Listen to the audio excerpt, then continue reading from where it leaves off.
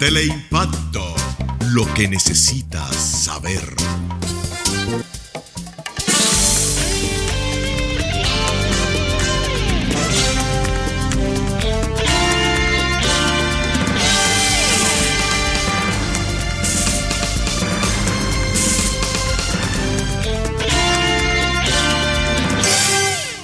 Muy buenas tardes, amables televidentes. Bienvenidos a esta cita diaria que es al final de la tarde o comenzando la noche. Aquí en Teleimpacto, canales 22 y 52 de los cables nacionales. Bueno, anoche o ayer, el presidente de los Estados Unidos, Barack Obama, le hizo un discurso a la nación, lo que se llama ya el último discurso de él de su estadía como presidente de 8 años en los Estados Unidos, porque este es el último año, pero ellos le llaman así el último discurso, pero él entrega en enero del 17, que viene entregando el poder el señor Obama. Pero él hizo un señalamiento en ese discurso que me pareció interesante. Estados Unidos, es la nación más poderosa del planeta, desde todos los años, en el ámbito militar, en el ámbito económico, en el ámbito cultural, en el ámbito tecnológico. Es decir, es una superpotencia. Y como superpotencia al fin, su nivel de influencia a nivel del mundo es enorme. Pero Estados Unidos es una nación que se ha distinguido por invertir mucho dinero en la investigación y en el desarrollo de nuevas tecnologías. Y obsérvese que la mayoría de los premios Nobel caen en norteamericanos, porque en Estados Unidos hay un interés en eso, en mejorar la tecnología continuamente.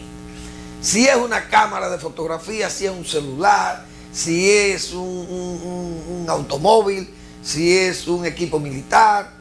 Bueno, los drones, lo primero, ellos con sus drones, los famosos aviones de estos que vuelan sin piloto y con misiones militares y todo, porque es que Estados Unidos es la meca de todo.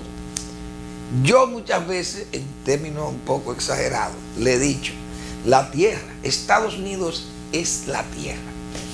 Bueno, pues el presidente Obama hizo unas declaraciones en las cuales él dice que va a comprometer la nación, o le va a pedir a la nación, o va a hacer el esfuerzo para que Estados Unidos se proponga batir al cáncer. Es decir, encontrar una cura para el cáncer.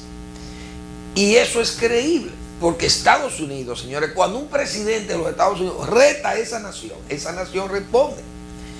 Recuerden a John F. Kennedy. Fue Kennedy que en el 63, antes de su muerte, había dicho que los Estados Unidos tenían que poner un hombre en la luna antes del 70, de la década, qué sé yo, de los 70. Y Estados Unidos cumplió con eso. Y llevó a un hombre, o dos hombres a la luna. Ahí estuvo Neil Armstrong. El otro no recuerdo su nombre. Creo que era Eileen. Bueno, no recuerdo.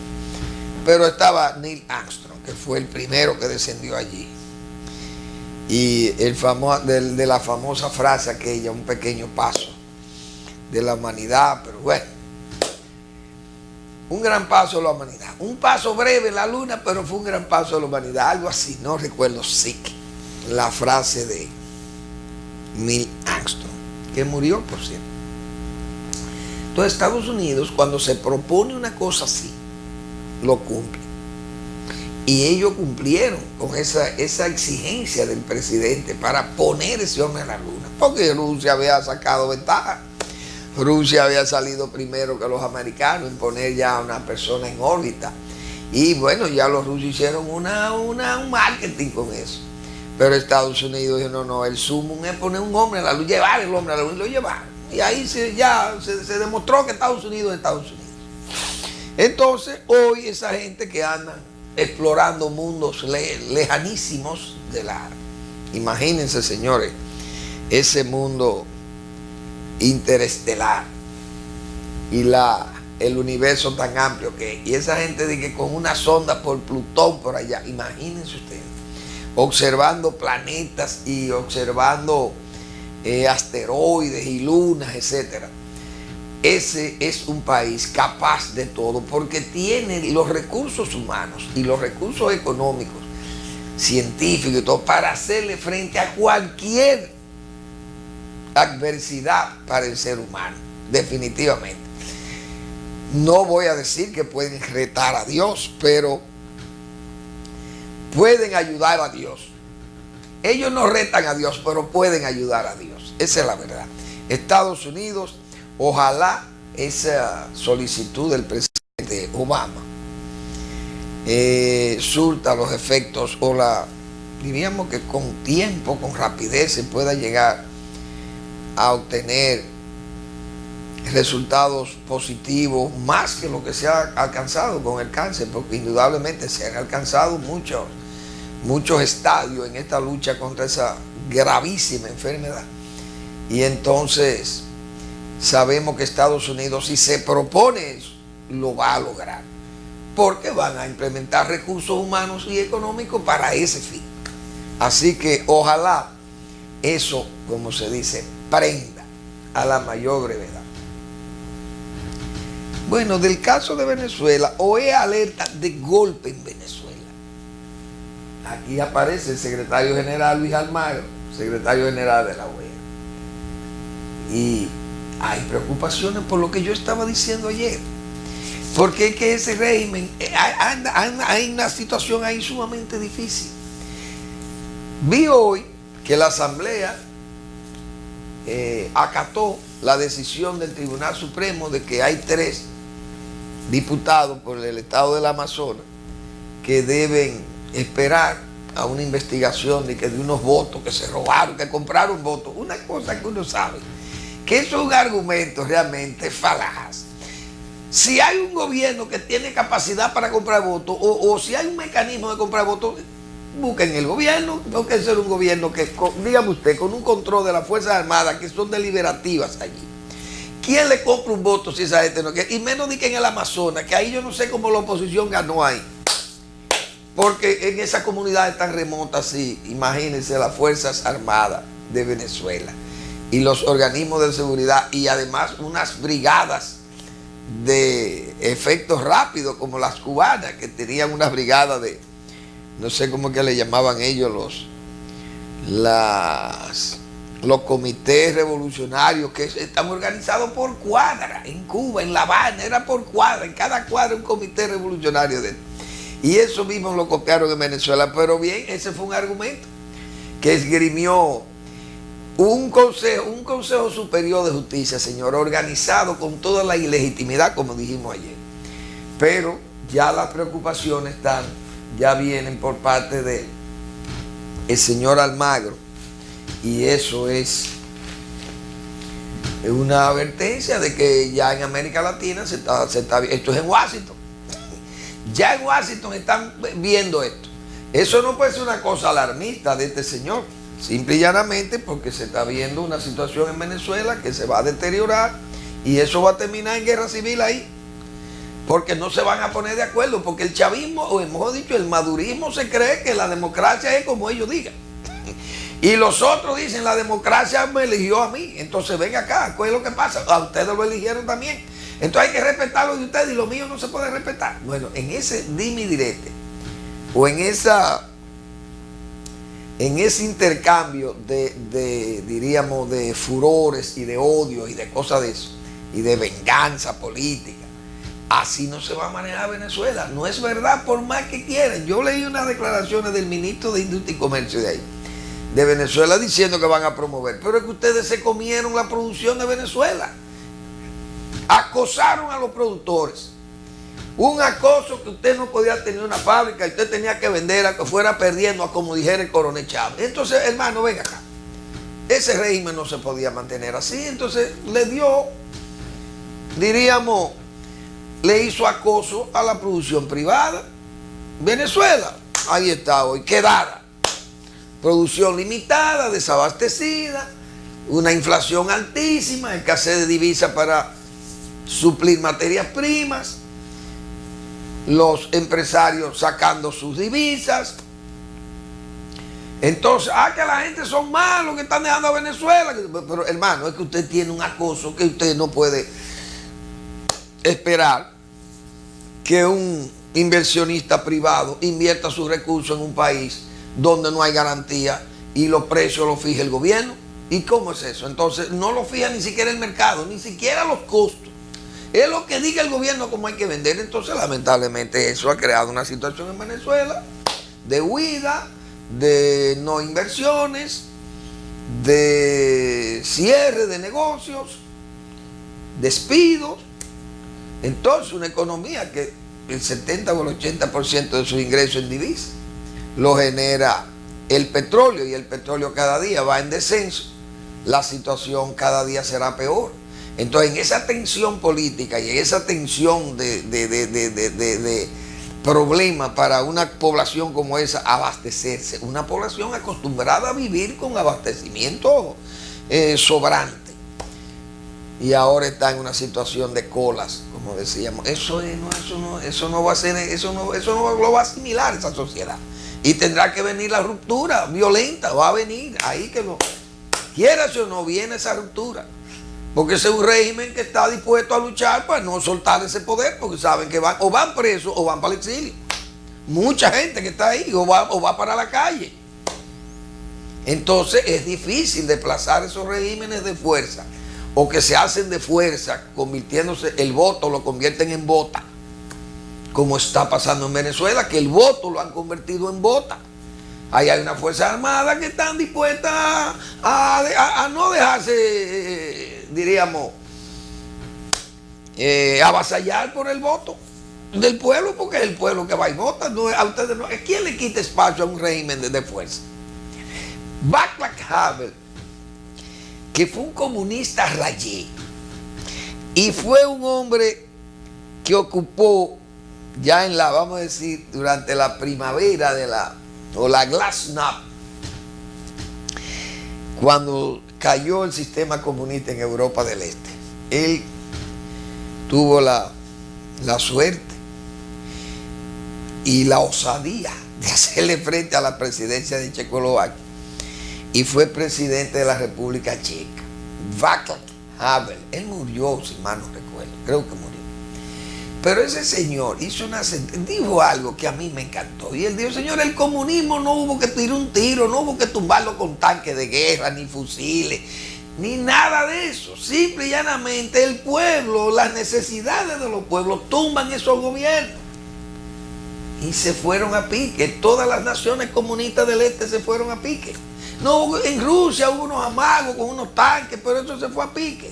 Checheco en Rumanía hizo unos alardes ahí de fuerza, pero que va a terminar y lo ahorcaron, creo, a Checheco. El de Albania, todo eso fue un desastre, porque en Albania era una dictadura realmente penosa, porque esos regímenes se fueron a pique por eso. O sea, el pueblo no tuvo que tirar un tiro, se cayeron ellos mismos. Miren cómo va ese régimen de Venezuela, cayéndose a sí mismo. Los pueblos lo van sacando, no hay que tirarle un tiro. Al final van a terminar así, ustedes verán, o sea, casi en penitencia van a terminar en Venezuela los actuales líderes del chavismo. Oye. Pero que sigan ahí, que van bien. Bueno, señores, la CDEE, yo dije aquí que esa institución es un manicomio administrativo, porque una institución donde ahí nadie tiene control de nada, como se dice, porque ahí hay como unas islas de poder que cada quien hace su cosa a la cañona. Ahí están la superintendencia de electricidad es una cosa, las EDES son otra. Ahí no se sabe si se gana o se pierde dinero. Lo único que se sabe es que se gasta mucho dinero y tienen salarios estrambóticos, extraordinarios. Ahí hacen lo que les da la gana, lo que manejan esas instituciones, y el griterío con los costos de la tarifa, etcétera, etcétera. Pero nosotros señalábamos que en la CDE ha habido tantos problemas de cuestionamiento con esa adjudicación de contratos y esa serie de cosas que han pasado ahí. Y fíjense que lo último que salió fue el asunto este de la Pinergy Commercial Group, una compañía que, según se ha dicho, se admitió, se le concedió un contrato de grado a grado por una planta de 600 megavatios allá en Catalina. Bueno, una cosa que Catalina en sí, no solamente por lo que se ha dicho de la Catalina esta, de que se sobrevaluó Catalina, solamente hacer Catalina en un lugar que no es ni siquiera del Estado la propiedad de la tierra. Porque entonces hubiéramos hecho eso ahí en Caldera, si era en Baní que la querían hacer, pagan en Caldera, que es una base naval ahí de la Marina, de la Armada. Bueno, si hubieran instalado ahí hay una bahía, hay un muelle, una cosa de esa, se instaló ahí ya, punto. No para Catalina, por allá, por la bahía de Ocoa, y entonces de que unos terrenos que son de los Vicini, entonces uno no entiende esto. Ahí comenzó eso mal. Y yo había dicho desde el principio que ahí habían 5 millones de metros destinados a plantas y que lo redujeron a 2 y dijeron que eso iba a ser un proyecto turístico. Una cosa que uno no entendía nada de todos esos embrollos que se hicieron ahí. Entonces, para colmo, vienen esas negociaciones y fíjense todas las dudas que dejó ese proyecto de Catalina, con el asunto de la inversión de los brasileiros, la gente de Odebrecht, hubo unos coreanos que cotizaron cuando se abrió la oferta en la CDE para cotizar las plantas, y ya se veía, a la larga se veía como que, o no mejor dicho a la larga, sino a la clara, mejor dicho, se veía la intención de que ese proyecto cayera en manos brasileñas. Desde el principio se vio eso. Y los coreanos lo advirtieron. Yo recuerdo un muchacho, amigo mío, que vino de Estados Unidos representando una compañía ahí y nos puso las preocupaciones que había con eso. Porque sabía que habían unas cosas que no encajaban. Una de las compañías que estaba aliada a Odebrecht ahí, no encajaba ahí porque tenía problemas de financiamiento, tenía problemas de cuestionamiento técnico, se había cuestionado unos proyectos en los que ellos habían trabajado, y eso era parte de las exigencias de las bases administrativas y las bases técnicas, que ninguna compañía podía participar ahí si tenía antecedentes que no le hacían calificar. Bueno, y ellos señalaron los antecedentes que decían que esa compañía no calificaba, pues eso lo obviaron. O sea, a la clara se dio la intención de que ese proyecto quedara en manos de los brasileños, como en efecto quedó en manos de los brasileños. Entonces ese proyecto nació con todas esas dudas, pero a nadie se le hizo caso. Después apareció lo de la sobrevaluación de las plantas, tampoco se le hace caso a nadie. Al final terminan entonces de que las plantas no pueden ser financiadas por los mecanismos que el gobierno había adoptado, y ahora se le exige al sector privado, o se le invita, mejor dicho, al sector privado a que participe en el negocio con el Estado.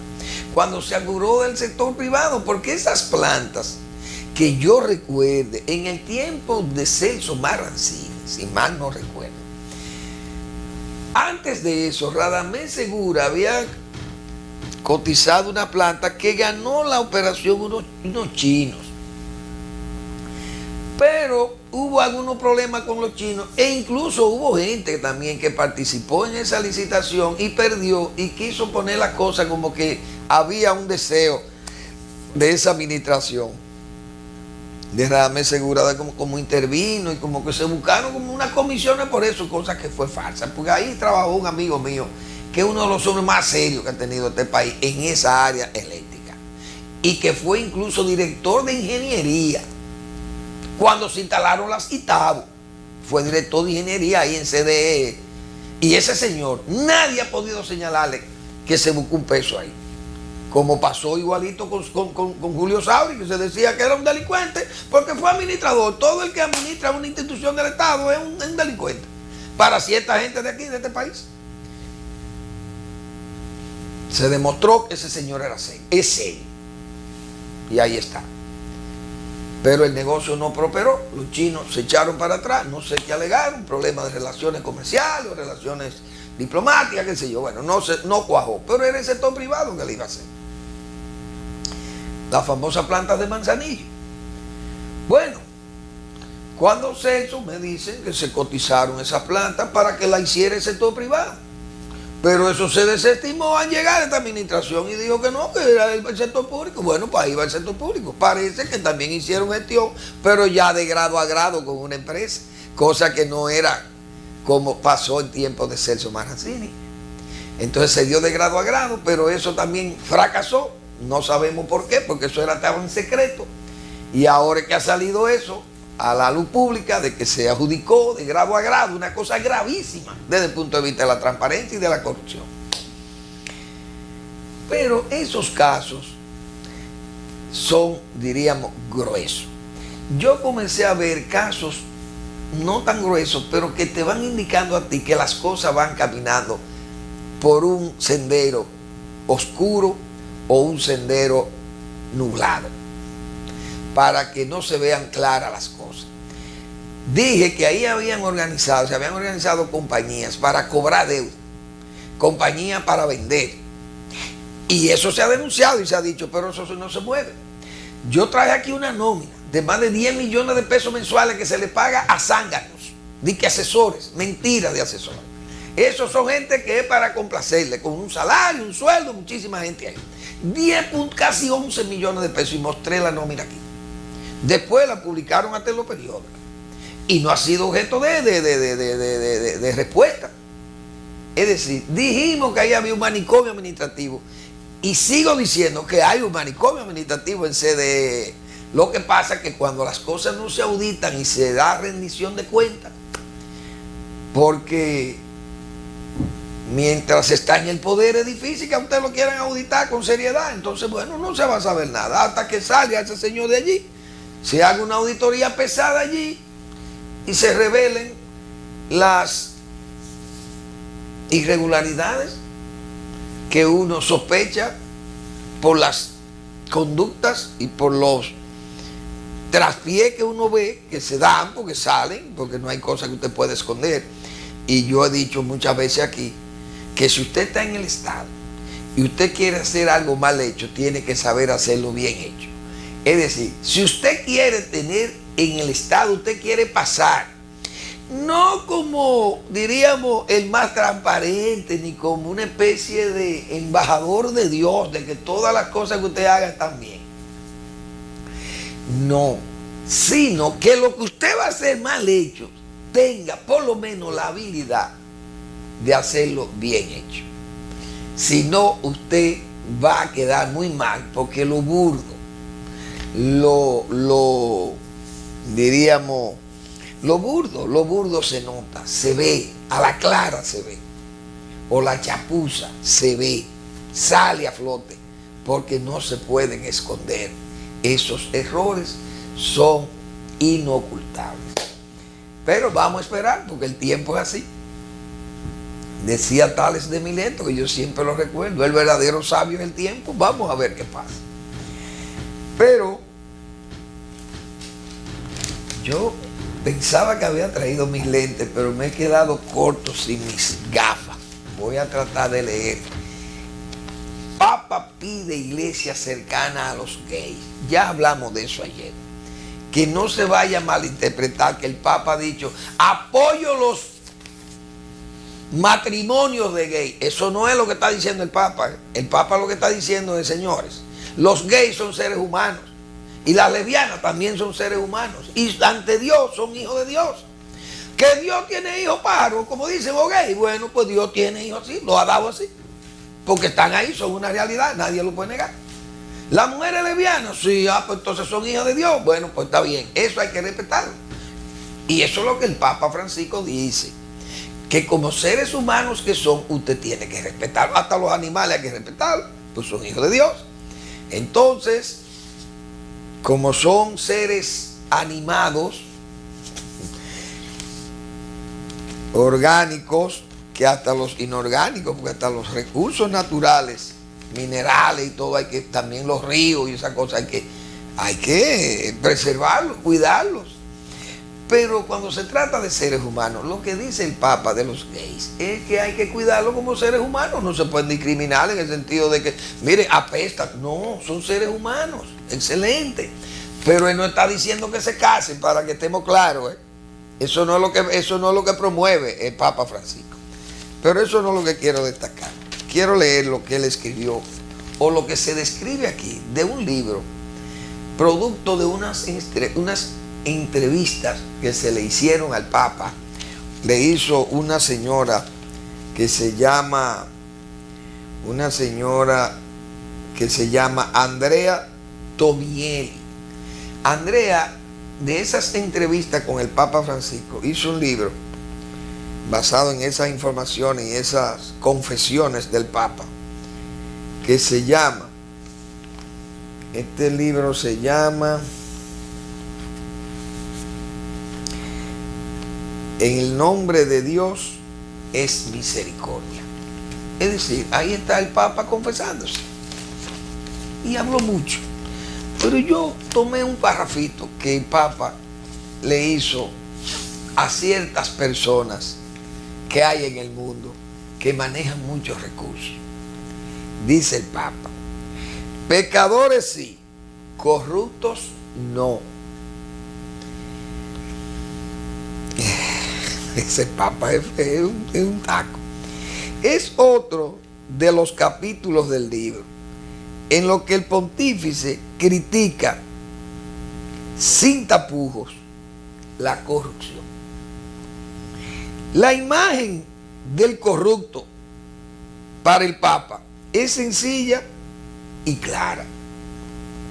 Es el que se indigna porque le roban la cartera y se lamenta por la poca seguridad que hay en las calles. Oigan bien, oigan cómo dice el Papa. La imagen del corrupto, dice el Papa, es el que se indigna porque le roban la cartera y se lamenta por la poca seguridad que hay en las calles. Pero después engaña al Estado evadiendo impuestos y quizá hasta despide a sus empleados cada 3 meses para evitar hacerle un contrato indefinido. Usted está oyendo. ¿A quién fue que el Papa le dedicó eso? Aquí en el patio hay 2 instituciones que se llaman CONEP y AIR. El Consejo Nacional de Empresas Privadas y la Asociación de Industria de la República Dominicana. Esos son los empresarios. ¿Quiénes son los que evaden impuestos? Nosotros, los que estamos en estos medios, como hemos dicho otras veces. Señores, a eso le llama el Papa corruptos. Ese Papa Francisco, ese Papa tan claro. La verdad que, óigame, uno leyendo eso, pero después engañan al Estado evadiendo impuestos y quizá hasta despide a sus empleados cada 3 meses para evitar hacerles un contrato indefinido. Es a los empresarios que le ha dicho eso. Usted sabe cómo son, corruptos. Todo el que evade o el que despide para beneficio de su empresa, como lo señala el Papa, son corruptos para el Papa. Oigan cómo es que él califica al corrupto. No es solamente venir y decir, mira, Fermín trabajó encargado de el ingenio Río Jaina en su tiempo y se levantó unos cuartos como corrupto. No es solamente el que va al Estado y roba, también el que evade el impuesto es un corrupto. Y el que trafica contrabando también es corrupto. El Papa es claro.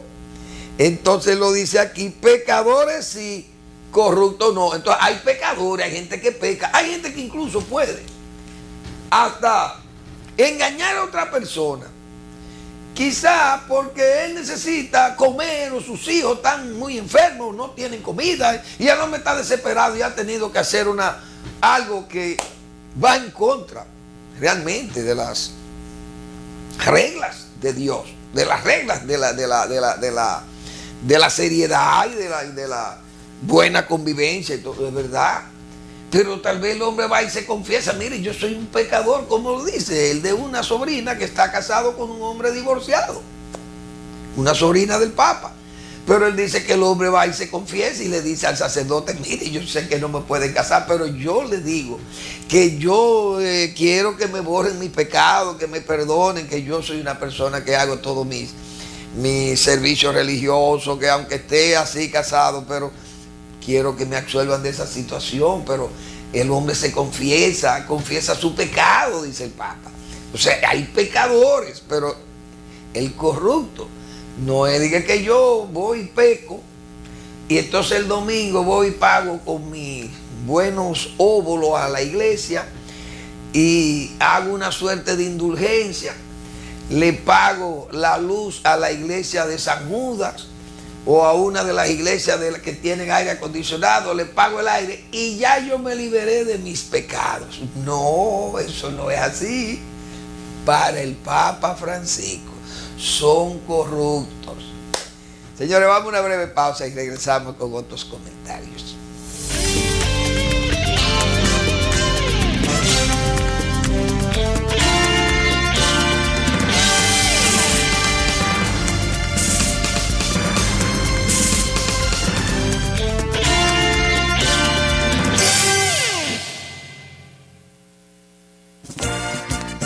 Gran rifa pro recaudación de fondo para la campaña a senador en el Distrito Nacional de Vinicio Castillo Semán. Gánate esta preciosa Jeepeta Mercedes-Benz GLA SV año 2016. Concurso en el cual solo participarán 3,000 boletos. El costo por boleto es de 10,000 pesos cada uno. Para mayor información, 829-346-0342, 809-732-0849. Contribuye con esta gran causa de la nación, apoyando a Vinicio Castillo, el próximo y seguro senador de la capital. Ya con fe y con tesón, que la hora del triunfo se acerca.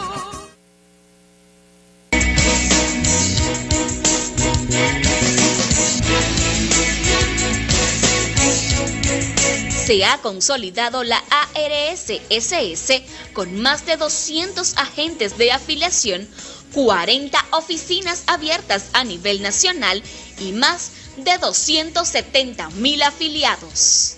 Hemos instalado un moderno centro de comunicación en nuestra ARS-SS, con el servicio de autorizaciones médicas las 24 horas y con línea 1-200 gratis desde el interior del país. Así habla el próximo senador por el Distrito Nacional. Otra propuesta de nuestro proyecto es impulsar desde el Senado iniciativas para que los hogares pobres de este país puedan tener acceso al Internet de manera gratuita por cuenta del Estado Dominicano. Vinicio Castillo, el senador de la patria.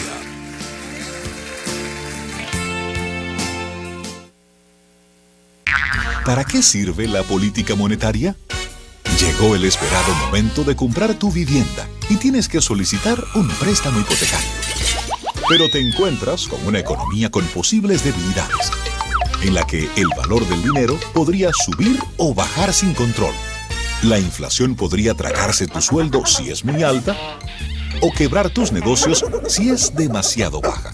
Y las tasas de interés podrían variar tan rápidamente que te daría temor tomar ese préstamo que necesitas. En fin, que no habría estabilidad ni confianza en la economía para que puedas realizar tus sueños. Para evitar esa situación, el Banco Central tiene la responsabilidad de hacer política monetaria, aumentando o disminuyendo la cantidad de dinero que circula en la economía para adecuarla a la demanda real, mantener la estabilidad de precios, garantizar el valor del dinero, controlar la inflación y cuidar que las tasas de interés se correspondan con la dinámica del mercado. Porque en una economía estable y confiable, puedes convertir tus sueños de hoy en tus logros del mañana. Campaña de Educación Económica y Financiera del Banco Central de la República Dominicana. Por la estabilidad y el crecimiento.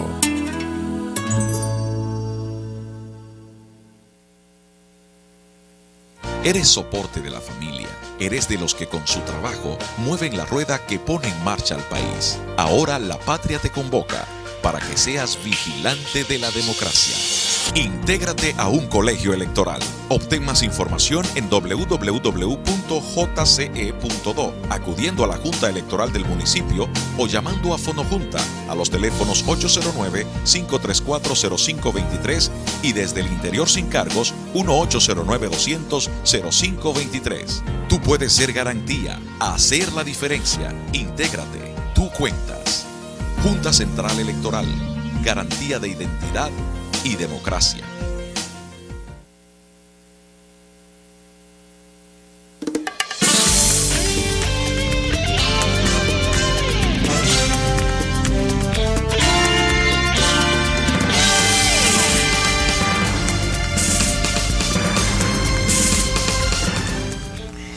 Bueno, quiero enviarle un saludo especial a don Amado Díaz. Don Amado es un firmísimo seguidor de este programa y siempre nos llama y nos presenta sus quejas válidas, de que a veces me llaman y no tomo el teléfono, pero y es verdad, pero hay que entender que uno aquí tengo que manejarme con mis ideas y no me puedo distraer con las llamadas, pero él sabe que yo le devuelvo siempre cuando termino estas reflexiones y a veces explicaciones necesarias que hago. Saludo para usted, don Amado, que es tan firmísimo seguidor de Al Final de la Tarde o Comenzando la Noche. Señores, mañana es la charla del doctor Marino Vinicio Castillo. 7 de la noche, Salón Juan Bocho, Sala Juan Bocho o Auditorio Juan Bocho de la Biblioteca Nacional Pedro Enrique Sureña. Así que mañana estaremos presentes con esa charla sobre los partidos políticos, señores. Que el doctor Castillo hace 20 años dictara una charla, pero es verla en el contexto de ahora, en este contexto en que estamos ahora, en este tiempo. Y yo voy a decir lo siguiente: cualquier conferencia de ese tipo, con el doctor Marino Vinicio a la cabeza, señores, tiene que ser una joya, tiene que ser una lección de pedagogía pura. Porque si hay un referente aquí, en este país, de los viejos saberes, se llama el doctor Marino Vinicio Castillo y Rodríguez. Porque el doctor Castillo es un actor de primera fila en tantos acontecimientos que ha habido en el país en los últimos 54 años, o diríamos 55 años, porque él le tocó los meses finales de la dictadura, estar ahí más cerca, diríamos, porque fue diputado. Él siempre ha dicho eso: fui 3 meses, dice el doctor Castillo, funcionario del régimen de Trujillo, y me hacen ver a mí como que fui el que montó ese régimen, dice el propio doctor Castillo. Una cosa, como dice él, que cuando ese régimen se instaló, nació él precisamente un año después de haberse instalado ese régimen de Trujillo. Pero el doctor Castillo sirvió 3 meses en el gobierno de Trujillo, 3 meses como funcionario público en 30 años, 3 meses. Bueno, y se le estigmatizó como que él fue de los forjadores de ese régimen. Señores, hay cosas que, bueno, uno tiene que oír. Pero el doctor Castillo, que ha sido un hombre tan combativo y tan combatido, y que ha librado todas las guerras en el país, las guerras de bicho, como yo una vez escribí algo, refiriéndome a todas esas, diríamos, esas controversias y todos esos encontronazos que ha tenido el doctor Castillo. Pero un hombre siempre defendiendo con la razón y con calidad, defendiendo con convicción sus razonamientos, sus ideas.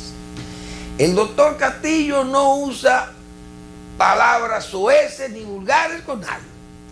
Ahora, tiene un conocimiento reconocido incluso por la Academia Dominicana de la Lengua, amplísimo, de lo que es la amplia adjetivación castellana. el doctor es un mago en eso.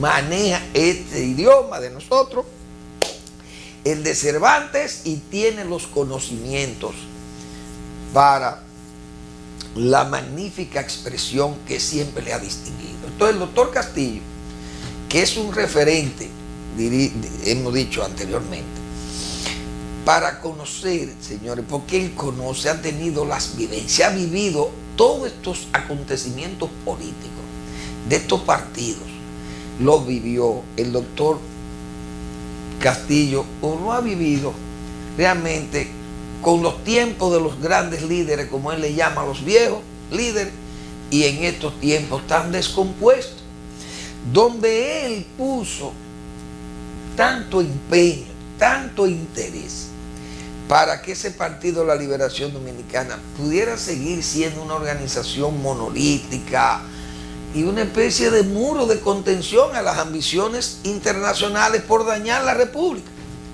Pero él no fue escuchado y envió cartas, hizo todos los esfuerzos que un ser humano puede hacer para evitar una catástrofe en un partido político. El doctor Castillo lo hizo, pero no le hicieron caso. Y él dice que con pena tiene que citar esas cosas, pero bueno, eso es la historia y la historia es así. Esa charla que seguro la vamos a disfrutar. Y yo decía ayer, señores, yo atreviéndome les pondría del antagonismo al anacronismo, porque esto ha terminado, los partidos políticos han terminado aquí en algo, diríamos, fáctico, en imposturas fácticas ya, porque ahí no hay, ahí es lo que diga el que tiene el mando, como dice. Tanto los partidos que están en la oposición como el partido que está en el poder. Y se ha convertido esto en todo un mestizaje, donde todo el mundo se ha mezclado y se ha ligado, y aquí ya no hay tránsfuga, ni hay gente con inconductas.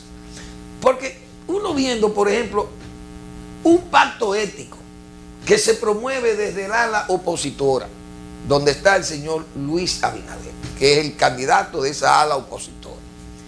Porque hay otros partidos pequeños de oposición, y está el Polo Soberano y la Fuerza Nacional Progresista, que no la menciona. Ahí hay periódicos que hacen, o medios que hacen encuestas, ponen a Minú, que ni partido tiene Minú, y Minú, que es una joven que tiene muchísimo tiempo en política, pero no tiene voz, en la bola no tiene nada. ¿Cuál es el discurso de Minú? ¿Qué ha hecho Minú? Fue diputada. Bueno, los apellidos que lleva de su padre y de su madre, dos próceres, una heroína y un héroe nacional, esa es la verdad. Sus padres y su tía, que murieron también, bueno, heroínas, las hermanas Mirabal. Pero Minú, que lleva retrato de antepasado político, pero ella, por eso, bueno, diputada votada en el PLD, en el PLD, con alianza incluso con el PRCC, pero después ya parece que se le olvidó que su diputación de hoy la ganó en una alianza en que el PRCC era aliado del PLD. No mencionan ni siquiera el Polo y a Pelegrín y la Fuerza Nacional Progresista, un partido que eso no existe para algunos medios de comunicación. Entonces, participación ciudadana, que es realmente, yo le he llamado ya, eso no es más, eso no es un observatorio electoral, no. Eso es ¿cómo diríamos? Eso es un infierno electoral. Eso es un infierno electoral. Un purgatorio es electoral. Más que un observatorio. Bueno, el jefe de ahí, el jefe de ese purgatorio, el señor Juan Bolívar Díaz, que siempre actúa en forma realmente ladina y actúa poniéndole como un telón de fondo, como buscando, ese busca sus teloneros para eso. Entonces tiene un señor apellido Mercedes que lo ponen ahí. Yo sé por qué lo pusieron ahí. Porque ellos quieren dar la impresión, esos títeres, ellos lo ponen ahí para manejarlo y todo, y dar la impresión de que ahí hay un ambiente tan democrático que miren a quién ponen, miren a quién dirige hoy. Un hombre humilde del pueblo. Y hasta por la negritud lo ponen también ahí. Porque así es que son. Entonces han invitado a Luis Abinader ahí como candidato. Y como también su promovido, su apuesta electoral, que es la de ellos, y la de él, que es su mentor, es su mentor, no, es una especie de preceptor. Así es. Sí, él es mentor y casi, bueno, es el que debe atender, cuidar de ese joven. Eso es increíble.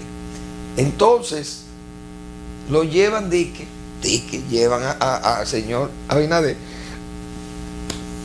a conocer de sus propuestas, a conocer de sus ideas de cambio y qué es lo que él tiene en la bola para enseñarle al pueblo cómo derrotar al gobierno del PLD y de Danilo Medina. Este señor, Juan Bolívar Díaz, que es profesor de comunicaciones y es el que le dice a los reporteros cómo tienen que ser de valientes y de osados para ir a buscar la noticia. Bueno, pues lo hicieron sus alumnos. Fueron camarógrafos y periodistas a entrevistar a Luis, porque Luis es una figura pública, el señor Abinader. Es candidato de la oposición mayoritaria, vamos a llamarle así. O sea, no debe huirle Luis Abinader a que lo entrevisten. Pues usted no decía también al presidente que es mudo. Bueno, pues entonces ustedes tienen también que ser locuaces para que sea la antítesis. Bueno, señores, pues el señor Juan Bolívar Díaz se paró como todo un gallo de pelea y como un espaldero y prohibió a los reporteros y a los periodistas hacerle preguntas. No, aquí usted no puede hacer preguntas porque ustedes, esto no es una rueda de prensa. Esto aquí es una reunión que nosotros tenemos a puerta cerrada con este señor. Oigan, ese es el comunicador por excelencia. Ese ganó premio de periodismo. A ese señor le entregaron un premio de periodismo en este país. El gobierno o la Corripio, la Fundación Corripio, le entregó un premio de periodismo a él y él sugirió para que en el gobierno también le dieran premio a lo de él y se lo dieron a dos señoras. Le dieron premio de periodismo. A Cláteres de él, de Juan Bolívar Díaz, Premio Nacional de Periodismo. Oigan, y le impidió a los periodistas que abordaran a Luis Abinader y le hicieran algunas preguntas, cosa que eso no es pecaminoso. Incluso el mismo Luis Abinader abierto iba a responder. Él no permitió. Ese profesor de profesores, ese Premio Nacional de Periodistas, Juan Bolívar Díaz, impidió que le hicieran preguntas a su preferido y a su pupilo electoral, de su apuesta electoral, que la niega, porque tampoco usted lo ve que quiere asumir el papel responsable de por lo menos decir, no, yo estoy con él y yo soy el impulsor de esa candidatura y porque yo soy político, no se atreve a decirlo porque es un irresponsable. Siempre actúan en la sombra como han querido actuar, traicionando al país. Pero bien, el señor Luis Abinader plantea que él quiere hacer un pacto ético con el gobierno, pero yo me pregunto y me imagino que en la charla del doctor Castillo vamos a oír muchas cosas de todo este proceder, de todo este fango político en el que estamos nosotros metidos y de la revisión que habrá que hacer de la política y de sus antecedentes viendo todas estas cosas, porque ¿qué es lo que estamos viendo? Felonías, traiciones, zancadillas, ambiciones sumergidas, capitanía de grupos, de lugartenientes, ver a los otros como lugartenientes, jefaturas impuestas, imposturas fácticas. ¿Qué más hemos visto? Sobornos, denuncias graves de soborno, transfugismo, aplauso a tránsfugas y ahora un pacto ético.